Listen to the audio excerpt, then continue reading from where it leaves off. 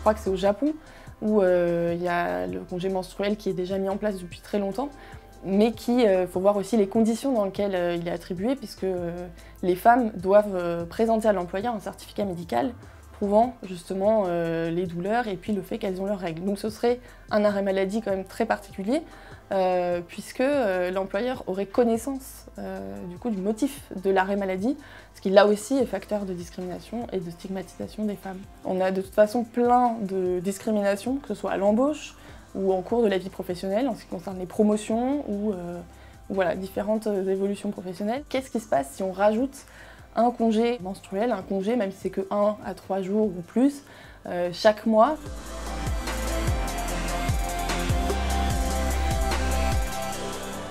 S'il y a un diagnostic de posé lié aux règles, donc une pathologie dont l'endométriose, effectivement, on peut se poser sur le problème que ces femmes bénéficient effectivement soit de jours d'arrêt maladie, de temps de travail peut-être à la maison, pour certains emplois où on peut travailler de chez soi, puisque maintenant il y a quand même l'informatique qui permet de travailler à distance pour améliorer leurs conditions à ce moment-là.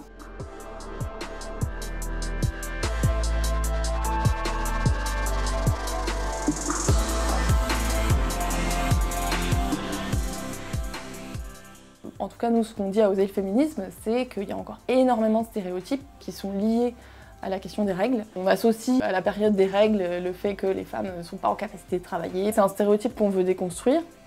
Mais à l'inverse, quand les femmes ont de véritables douleurs, elles ne sont pas suffisamment prises en compte. À partir du moment où on est diagnostiqué et qu'on a atteint un certain stade d'endométriose, un médecin qui est qualifié avec des résultats, on va dire, médicaux, peut effectivement mettre en place un arrêt maladie ponctuel au moment de la période des règles tous les mois.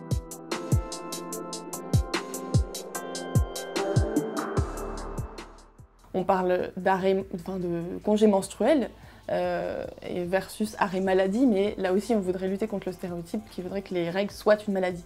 Il y a certains, encore une fois, dans le cas de l'endométriose est une véritable pathologie, mais qui a pour symptômes des douleurs pendant les règles, mais ce ne sont pas les règles en elles-mêmes qui sont une maladie. Il faut bien faire la part des choses. Les règles, ce n'est pas une pathologie. L'endométriose est une maladie, est une pathologie qui est liée aux règles. Donc il faut pouvoir distinguer les deux, et il n'y aura que les spécialistes ou les médecins qui sont aptes, comme des gynécologues, des chirurgiens, des médecins spécialisés dans l'endométriose, qui valideront pour moi cette possibilité d'avoir effectivement ce congé.